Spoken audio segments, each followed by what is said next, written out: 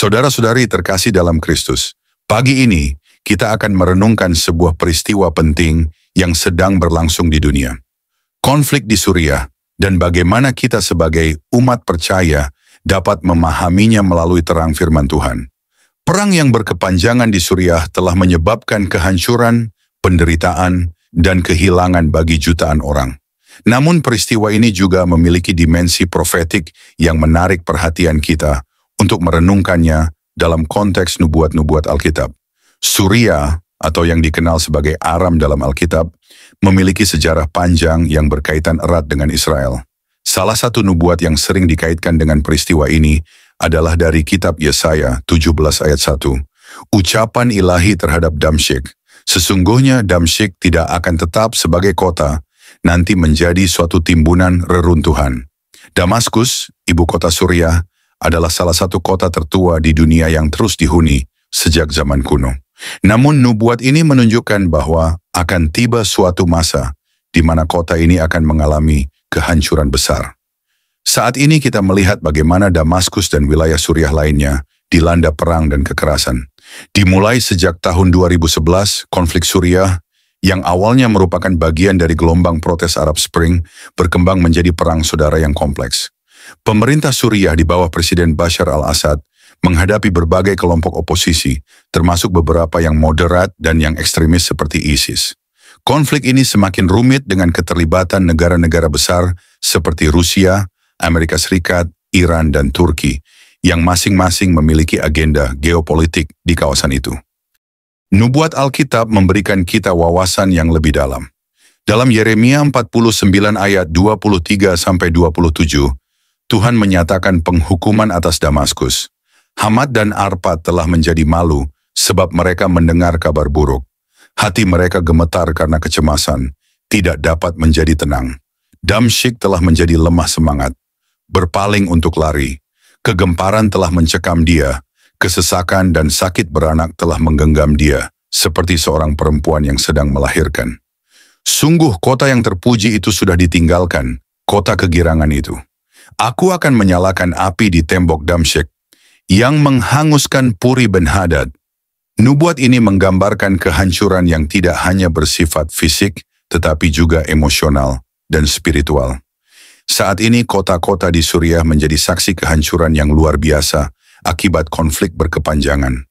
Ribuan orang kehilangan nyawa, jutaan menjadi pengungsi, dan kehidupan yang damai kini hanya menjadi kenangan. Selain itu, Suriah memiliki hubungan yang kompleks dengan Israel. Secara geografis, kedua negara ini bertetangga, namun sejarah mereka penuh dengan ketegangan. Perebutan wilayah dataran tinggi Golan yang diduduki Israel sejak perang tahun 1967 menjadi salah satu sumber konflik utama. Dalam perang di Suriah, Israel secara rutin melakukan serangan udara untuk menghancurkan basis militer Iran dan Hizbullah, yang dianggap sebagai ancaman langsung terhadap keamanan mereka. Saudara-saudara terkasih, kita tidak tahu dengan pasti apakah kehancuran yang dialami Damaskus saat ini adalah penggenapan langsung dari nubuat Alkitab. Namun, tanda-tandanya begitu jelas. Dalam Wahyu, kita membaca tentang peperangan besar dan ketegangan global sebagai tanda akhir zaman. Konflik Suriah dengan keterlibatan berbagai bangsa dan kekuatan besar seringkali dianggap sebagai bagian dari skenario ini. Shalom saudara-saudari terkasih dalam Kristus. Selamat kita berjumpa kembali dalam renungan pagi ini. Saya berdoa semoga saudara semua dalam keadaan baik, sehat, penuh sukacita, kuat dalam iman, dan selalu berlimpah berkat Tuhan. Sebelum kita mendengarkan renungan firman Tuhan, mari kita bersama-sama berdoa. Bapa, dalam nama Tuhan Yesus Kristus, Tuhan dan Allah kami yang hidup dan berkuasa, kami mengucap syukur untuk penyertaan dan pimpinan-Mu sepanjang hari ini. Kami mengakui bahwa hanya oleh kuasa dan pertolongan-Mu kami dapat melalui semua hal dengan baik. Kami bersyukur atas setiap kesempatan yang Engkau berikan kepada kami untuk menikmati hidup ini. Saat ini Tuhan, kami kembali datang kepadamu, siap untuk mendengarkan sabda firman-Mu. Kami mohon agar Engkau mengurapi kami, membuka hati dan pikiran kami, supaya kami dapat mengerti dan sungguh-sungguh mentaati apa yang menjadi kehendak-Mu. Bimbinglah kami, ya Tuhan, agar firman-Mu menuntun kami dalam setiap langkah hidup kami. Dalam nama Tuhan Yesus Kristus kami berdoa. Haleluya. Amin. Saudara-saudari terkasih dalam Kristus, kita tidak tahu pasti apakah peristiwa ini adalah penggenapan nubuat Alkitab secara penuh, tetapi tanda-tandanya ada. Konflik Suriah melibatkan begitu banyak bangsa dan kekuatan besar seperti yang digambarkan dalam kitab Wahyu tentang akhir zaman. Namun yang terpenting bagi kita adalah memahami bahwa Tuhan sedang bekerja di tengah sejarah manusia. Tetapi sebagai umat percaya, kita tidak hanya dipanggil untuk memahami nubuat ini. Kita juga dipanggil untuk berdoa dan bertindak. Kehancuran dan penderitaan di Suriah adalah panggilan bagi kita untuk berbelas kasih kepada sesama. Jutaan orang kehilangan rumah dan keluarga mereka. Mereka hidup sebagai pengungsi di negara-negara tetangga seperti Turki, Lebanon, dan Yordania, menghadapi kondisi yang sangat sulit. Krisis kemanusiaan ini adalah kesempatan bagi kita untuk menunjukkan kasih Kristus melalui doa, dukungan, dan tindakan nyata. Kita harus berdoa agar Tuhan memberikan hikmat kepada para pemimpin dunia untuk mencari solusi damai, memberikan kekuatan kepada mereka yang menderita, dan menggunakan gerejanya untuk menjadi terang di tengah kegelapan. Saudara-saudara, konflik di Suriah juga menjadi pengingat bagi kita untuk berjaga-jaga. Peristiwa-peristiwa ini adalah tanda bahwa rencana Allah sedang berjalan menuju penggenapannya. Kita tidak tahu kapan hari Tuhan akan tiba, tetapi kita dipanggil untuk hidup dalam pertobatan, kesetiaan, dan kasih. Marilah kita terus berdoa, merenungkan firman Tuhan, dan memperkuat iman kita. Di tengah penderitaan dan kekacauan dunia, kita memiliki pengharapan dalam Kristus Yesus. Dia adalah Raja Damai yang akan datang untuk memulihkan segala sesuatu sesuai dengan rencananya. Kiranya kasih dan damai sejahtera Tuhan memenuhi hati kita saat kita merenungkan peristiwa ini dan bersiap untuk menyambut kedatangannya yang kedua kali. Setiap peristiwa di dunia ini, termasuk konflik yang menghancurkan seperti yang terjadi di Suriah, mengingatkan kita akan kerapuhan dunia dan kebutuhan kita akan Sang Juru Selamat. Nubuat-nubuat Alkitab mengarahkan hati kita untuk melihat bahwa di tengah kehancuran dan kekacauan, Allah tetap berdaulat.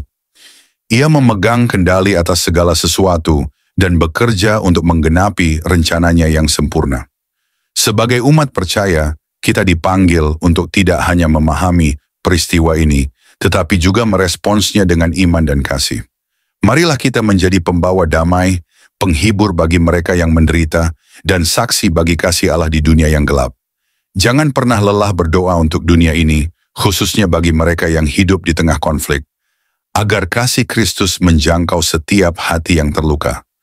Kiranya renungan ini menguatkan kita untuk semakin percaya bahwa Allah setia pada janjinya. Marilah kita melangkah dalam hidup dengan iman yang teguh, hati yang penuh kasih, dan semangat untuk menjadi terang dan garam bagi dunia.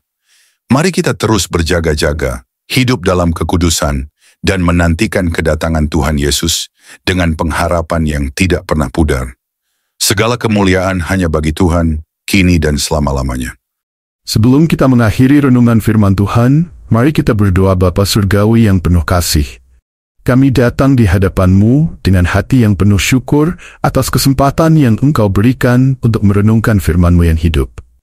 Terima kasih Tuhan, karena melalui sabda-Mu kami diperbaharui, disegarkan, dan diberdayakan untuk terus berjalan dalam jalan yang benar.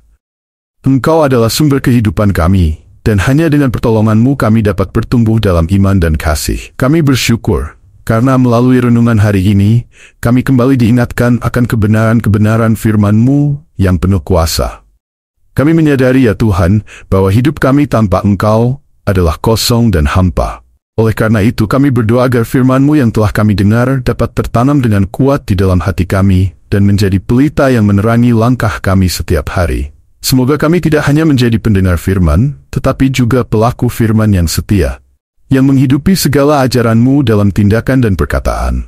Tuhan, kami menyadari bahwa tanpa kasih dan pertolongan-Mu, kami tidak mampu berbuat apa-apa. Kami berdoa agar Engkau terus menuntun kami dengan Roh Kudus-Mu, yang akan mengingatkan kami akan segala kebenaran dan memberikan kekuatan untuk melakukannya.